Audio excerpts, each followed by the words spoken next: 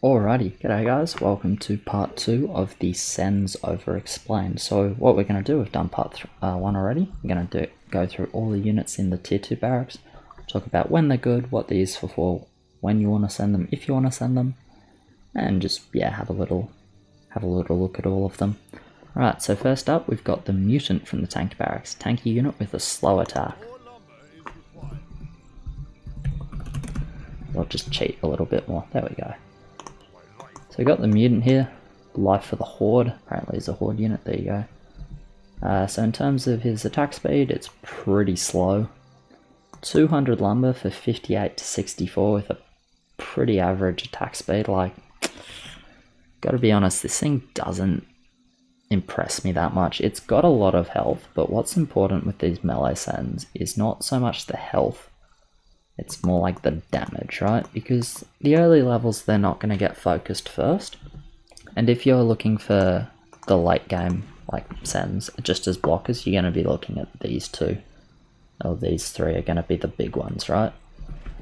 So, I haven't found a use for Mutant. The only sort of theory craft use at the moment is that Blood Orc kind of sucks on 3 because he spawns so late.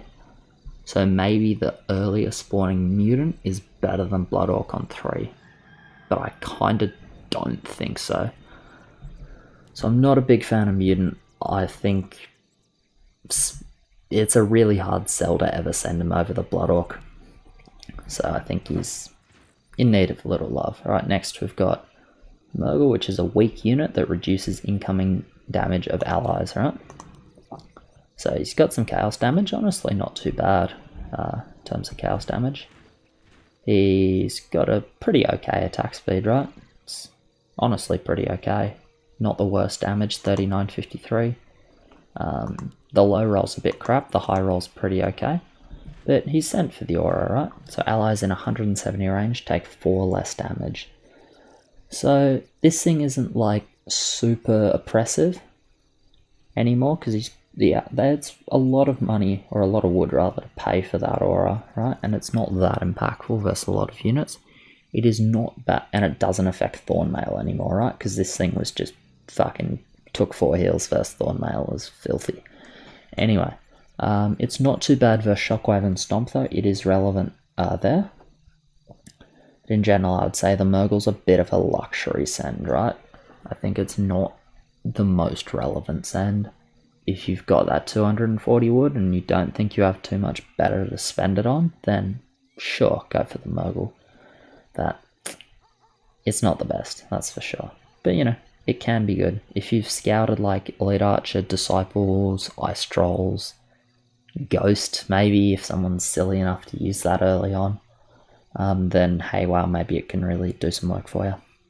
Next up we got the Panda, a clawed white-furred savage. Takes 45% less damage from ranged attacks. This thing is like so scary level 10, right? Think about it, it's got heavy armor, right? This says 50%, but I believe the tooltip is correct. Actually, well, no. You know what? I don't know. Takes either 45% or 50% less damage from ranged attacks. Let's go 50%. So if we say that this thing is versus a full range setup, for 300 wood, you have a melee unit that has damn near 1k HP, right? Like 980 effective HP if you've never sent a tank unit earlier in the game. And we send these pretty often, right? So this thing has a lot of HP on level 10, a lot of effective HP versus the range setups. Shockingly enough, ranged units are generally what you look for level 10, like the ranged PS DPS, think Necro, Melee, Infantry, Hades, Hydra, Cannon, all of these sorts of units. And this Panda, like, is really good versus all of them. So it got a little nerf recently, got an HP nerf, which will make it less oppressive. I mean, has 65 less HP than it used to, right? Used to have 710 as a base HP, which is crazy. But this thing's still really tanky on 10, right? It's a scary unit. On 10, it's a really good send on 10. Besides that, haven't seen a use for it, but my sort of theory craft says that because its ability scales with HP, right? Because if it takes 50% less damage from range attacks, your opponent's build is full ranged, right? If you've given this thing like, say, 500 extra HP with the tank sends, which is maybe realistic, maybe not so much, doesn't matter. You've given this thing 500 extra HP with the tank sends. Against ranged units, it's actually 750 extra HP, right? So its ability scales off that, scales off the HP scaling from sending tanks. So I was thinking in the sort of late game, maybe level 28 on a ranged level. If you see your opponents have heaps of ranged units, then a few pandas in the front. If you've got just a hell of a lot of wood to send, could be pretty good. Anyway, next up, Dragon Spawn, a slow attacking melee unit. I've never sent this thing in my life. It doesn't attack. It attacks faster than Mutant still, which I guess is good. But yeah, anyway, it does a lot of damage, but attacks relatively slowly. It's fairly tanky, 950 HP for the 350 wood. It's pretty slow. Foot speed, I believe. Yeah, it's pretty slow on the foot speed, which is okay, in fairness. I don't know what to think about this unit. I haven't seen it a lot. It doesn't unlock until, I believe, level 10, which is the thing, because like this unit would really shine on like early sends. Potentially could be really scary if you get like a Dragon Spawn Ferb on level 5, for example. Like I could see that being quite terrifying. In general, like I don't see this as better than a Gargoyle, and that's actually what it's contesting, right? Because if we're assuming we don't want to send this like DPS focused melee unit on level 10, which we don't, we generally just want to help the bosses do the DPS on 10 by sending things that'll annoy the enemy units. Yeah, it doesn't really have itself a niche. On 12 it just dies, and then on 11, 13, 14 you just got better things to send than the Dragon Spawn, unfortunately. So it doesn't really have a niche at the moment. I feel like if you made this sendable like for level 5, 6, 7, well, probably wouldn't even be that good 6 because it get blocked, but 5 and 7 I'd be really interested to see what a Dragon Spawn did to like a holder build. Maybe we'll try that out in a little bit. But anyway, at the moment doesn't really have a place, unfortunately. Alright, next we've got the Dark Troll. Range units, which gets faster during a battle.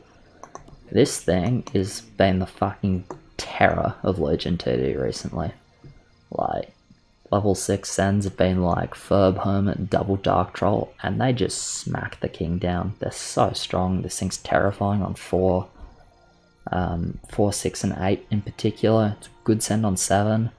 I think it's really replaced its friend the Wyvern, if I'm honest.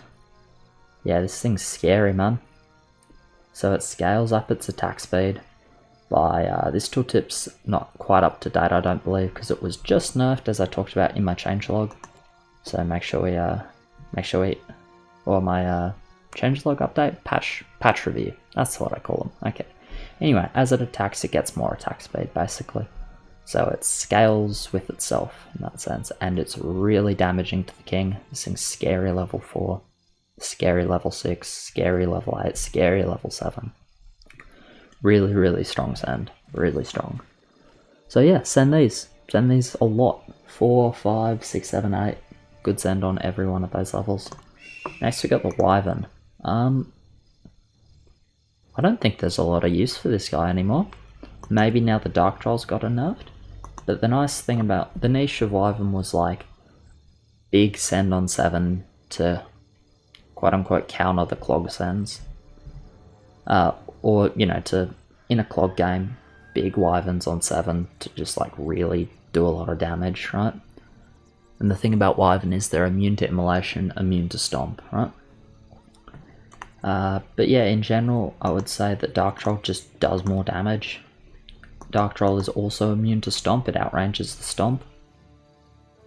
So I think Wyvern's really been a little bit pushed out by Dark Troll. It was never like a super good send, it was just that level 7 send, and now I think Dark Troll's taken that over a bit. One thing I will say is Dark Troll is one-shottable by the king. Wyvern, I believe, is not. So if you're expecting your opponents to have like 25-30 odd attack on 7, then maybe you still go Wyverns. But yeah, I think otherwise the Dark Trolls will just do more for you. Right, next we got the Chariot. Long range catapult outranges almost all other units. Oh, this is a flying unit that throws heavy bolts, by the way. Anyway, long range catapult outranges almost all other units. So this thing no longer has its double damage versus king, it does do a bit of splash damage now. I'm going to be honest, I don't think there's a use for this Chariot at all, right? Its niche used to be like, so it kind of had 3 niche sends before. That was level 6 versus exactly Ig, level 8 versus exactly Ig, and level 12 when you had 200 lumber, right? Now it doesn't do double damage versus king, the level 12 is out, gone. Don't want to send this level 12 anymore. Send something else for 200 wood. Level 6 and 8, I guess versus Ig, it's like not terrible. But realistically, you've got so many good options now. You've got the Dark Troll, right? You've got the Murgle, competes with it on that around 200 wood mark. Even like an early Frost Dog. I don't think this Chariot has a place, honestly. I think it's really been pushed out a bit by some of the new sends, which is okay. But yeah, Chariot, I don't think you'll send this guy really ever. I'm not sure how many games I've played on the new map, but it's probably like 30 to 50, and I've not sent a single Chariot. Right, got the Warlock now. So this guy is a magician with the fortitude of a warrior. Warlock is good where it's always been good. Mid-game send with the armor reduction for the king in particular, and for single tanky units. You'll see Warlock 13, 14, 15, 17, 18, 19, 21. You know, it's a good send. So, somewhat of a luxury send, I suppose. Considering that, well, somewhat of a luxury send just in the sense that it's not critical to break the lanes, and breaking the lanes is most important, but, you know, it's a good send. So yeah, send Warlocks where you would send Warlocks before. There's nothing much to say about it. With Double Kraken like being a thing now on 15, it's probably less critical on 15. Just because sending Krakens is going to be better, and Krakens also hit the king a lot, so you've got like a bit of extra king damage coming from those Krakens. Yeah, it's a good send. It's as good as it's always been. Not a whole lot to say. Alright, Blood Orc, strong fighter, moves unusually fast, right? This thing is as good as it's always been. It's worse on level 3, it's totally fine on every other level. It's been shouldered out of level 4 a little bit by like a Dark Troll Commander sort of send. But if you know there's AoE, against like AoE YOLOs, the Blood Orc is generally a bit scarier than the Dark Troll. Assuming it doesn't just spend the entire time stuck, which it's more likely to do, but anyway. Against like the AoE sends, the Blood Orc's a bit scarier than the Dark Troll in general. But yeah, you know, it's a good send, it's a strong send. So if you're sending this unit on 2, 3, 4 if you've scouted the AoE, 5, 7, it's good on all of those levels, and then good for splitting on 31. So yeah, she's a good send, it gives the assassin buff, which everyone loves. Good job, good send, Blood Orc. Alright, Frostwolf, ferocious melee unit with normal damage. So it costs 40 more wood than the Blood Orc, doesn't compare favourably stats wise, right? So if we just have a look, it has a bit more HP. It does attack faster as well, and it slows nearby enemies by 10%. But in general, the damage of the Blood Orc is like pretty impressive. The fast movement speed is also very relevant, trying to get to the front, because obviously the assassins spawn quite late. You know, all this bottom row are assassins, middle row is rangers, top row is tanks. So I haven't actually seen a lot of use for this Frostwolf in the early game, so you can send it in the early game now. But, you know, it's good where it's always been good, which is the luxury 240 wood for the later game sends. Just for the slower era. I will say now that for 240 wood, you've got very relevant competition with Murgle. So I think you're not going to see a hell of a lot of Frostwolf, if I'm honest, but it's okay. It's there, it's good at doing what it always does, it's just never been great, and I think it's still not great, and has got a bit more competition than it used to have. But, you know, if you're sending these in the mid-game as like an extra little luxury, it's, you know, it can do something for sure.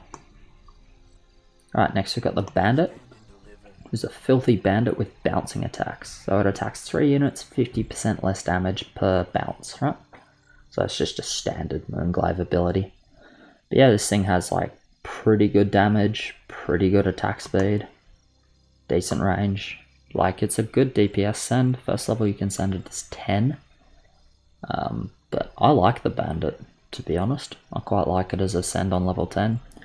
Really kicks some assassin bonus in there, which feels pretty good. Yeah, it's usable DPS send on like 13, 14, but in general is worse than Gargoyle and Spider. Nerubian, that is, specifically because the bouncing attack is kind of crap versus King. So I would say you can send this on level 10 sometimes and it's not too bad, otherwise there's not a massive use for it. So yeah, I feel like it's just a little bit weak versus the King, because if we have a look at the damage, you know, it doesn't compare favorably to Blood Orc for 80 more wood, and you can say, oh, that's because a lot of damage is in its bounce, and that's completely correct, but, you know, it's not like there's 2 kings for it to bounce in between, right? So, she's good on 10. Besides that, it's doesn't have the most uses, but it's an alright send. I don't mind the Bandit. Alright, lastly we've got the Wild Spider, which is a fast moving unit with solid damage. So this thing's expensive, 340 wood, but it has a good amount of pierce damage, right? The attack speed is pretty good. Yeah, the attack speed is really pretty good, same attack speed as the Wyvern. It's relatively squishy with 710 hit points for 340 wood. If we compare that to Dragon Swarm with 950 for 350 wood. But you know, it does some good damage. It got a range buff, got like 60 extra range, which I think might make this unit a lot better. But in general, it's still going to have trouble hitting the King if there are a bunch of creeps around. And just these melee DPS focus sends, I think they really like heavily fall off after level 7, right? And obviously the first time you can send this thing is on level 10, but you're never really going to, right?